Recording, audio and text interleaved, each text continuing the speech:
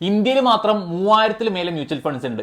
ഇതിൽ അത്യാവശ്യം ഒന്ന് ഫിൽട്ടർ ചെയ്ത് നല്ല രീതിയിൽ റിട്ടേൺസ് കിട്ടാൻ ചാൻസ് ഉള്ള മ്യൂച്വൽ ഫണ്ട്സ് സെലക്ട് ചെയ്യുന്ന പറഞ്ഞാൽ ഒരു ചെറിയ പരിപാടിയല്ല. എസ്പെഷ്യലി ബിഗിനർ ആണോ അത് നല്ല രീതിയിൽ നിങ്ങൾ ബുദ്ധിമുട്ടും ചെയ്യും. അങ്ങനെയാണെങ്കിൽ നിങ്ങൾക്ക് തുടങ്ങാൻ പറ്റിയൊരു പ്ലാറ്റ്ഫോമാണ് ഇൻഡെക്സ് ഫണ്ട്സ് എന്ന് പറയുന്നത്. ഈ ഫണ്ട് ആകുമ്പോൾ അത്യാവശ്യം കുറച്ച് കമ്മീഷനും കുറവാണ്, അത്യാവശ്യം സ്റ്റാൻഡേർഡ് അല്ല റിട്ടേൺസ് കിട്ടുകയും ചെയ്യും. ആ ടോപ്പിക്കാണ് നമ്മൾ ഇന്ന് ഡിസ്കസ് ചെയ്യാൻ പോകുന്നത്. Myself Noonar and welcome to YouTube channel finance by Nithin. Index ഫണ്ട്സിന്റെ പ്രത്യേകത എന്ന് പറഞ്ഞു കഴിഞ്ഞാൽ ഇൻഡെക്സ് എന്താണോ ചെയ്തുകൊണ്ടിരിക്കുന്നത് അതിന്റെ അതേ കാര്യങ്ങളായിരിക്കും ഇവരുടെ ഫണ്ടിലും കോപ്പി ചെയ്യുന്നുണ്ടാവുക, റെപ്ലിക്കേറ്റ് ചെയ്യുന്നതും. അതുകൊണ്ട് തന്നെ ഇതൊരു പാസീവ് ആയിട്ടുള്ള മ്യൂച്വൽ ഫണ്ടാണ്, ആക്റ്റീവ് മ്യൂച്വൽ ഫണ്ട് അല്ല. അതുകൊണ്ട് തന്നെ ഇതിന് വരുന്ന എക്സ്പെൻസ് റേഷ്യോ വളരെ കുറവാണ്.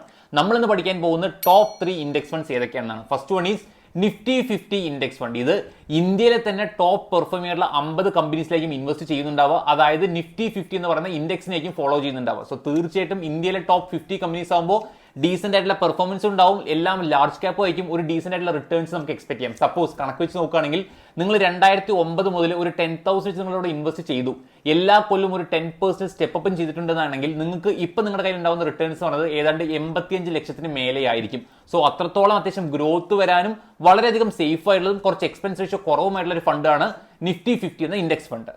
രണ്ടാമത്തെ ഫണ്ടിന്റെ പേര് Nifty large mid cap 250 index funds ആണ്. അതായത് ഇന്ത്യയിൽ വരുന്ന ആദ്യത്തെ 100 കമ്പനീസിനെ നമ്മൾ ലാർജ് ക്യാപ്പ് എന്ന് പറയും.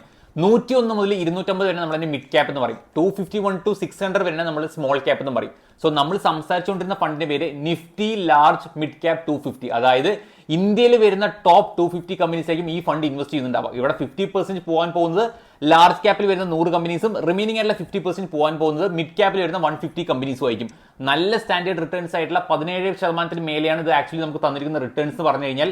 അതായത് 2009 നിങ്ങൾ ഒരു 10,000 വെച്ചുകൊണ്ട് 2025 വരെ നിങ്ങൾ ഇൻവെസ്റ്റ് ചെയ്തിട്ടുണ്ടായിരുന്നു എന്നാണെങ്കിൽ ഒരു 10% സ്റ്റെപ്പ് അപ്പ് കൂടി കൊടുത്താൽ നിങ്ങൾക്ക് കിട്ടിയിട്ടുണ്ടാവുന്ന റിട്ടേൺസ് 1.1 CR ആണ്. സോ തീർച്ചയായിട്ടും മിഡ് ക്യാപ്പ് എന്ന സംഭവത്തിന് അത്യാവശ്യം കുറച്ച് റിസ്ക് ഉണ്ട്. പക്ഷേ ലോങ് ഡ്യൂറേഷൻ ഇൻവെസ്റ്റ് ചെയ്യുന്നതോറും ആ റിസ്ക് ഓട്ടോമാറ്റിക്കലി മാനേജ് ആവുകയും ചെയ്യും, നമുക്ക് നല്ല രീതിയിൽ റിട്ടേൺസ് കിട്ടുകയും ചെയ്യും.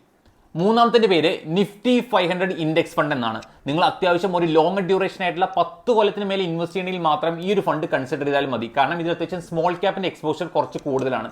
നമ്മൾ നേരത്തെ പറഞ്ഞിട്ടായിരുന്നു ആദ്യത്തെ 100 കമ്പനീസിന് ലാർജ് ക്യാപ്പ്, പിന്നെയുള്ള 150 കമ്പനീസ് സ്മോൾ ക്യാപ്പും, പിന്നെ വരാൻ പോകുന്ന 250 കമ്പനീസ് നമ്മൾ സ്മോൾ ക്യാപ്പ് എന്ന് പറയുന്നത്. ഇവിടെ നിങ്ങൾ നോക്കിക്കഴിഞ്ഞാൽ ഇവിടെ ഇൻവെസ്റ്റ് ആവാൻ പോകുന്നത് നിഫ്റ്റിയിൽ തന്നെ നിൽക്കുന്ന, അതായത് ഇന്ത്യൻ മാർക്കറ്റിൽ തന്നെ നിൽക്കുന്ന ആദ്യത്തെ 500 കമ്പനീസ് ആണ്. സോ തീർച്ചയായിട്ടും 250 കമ്പനീസ് വരാൻ പോകുന്ന സ്മോൾ ക്യാപ്പിലാണ്. അപ്പൊ അത്യാവശ്യം റിസ്ക് കുറച്ച് കൂടുതൽ തന്നെയാണ്.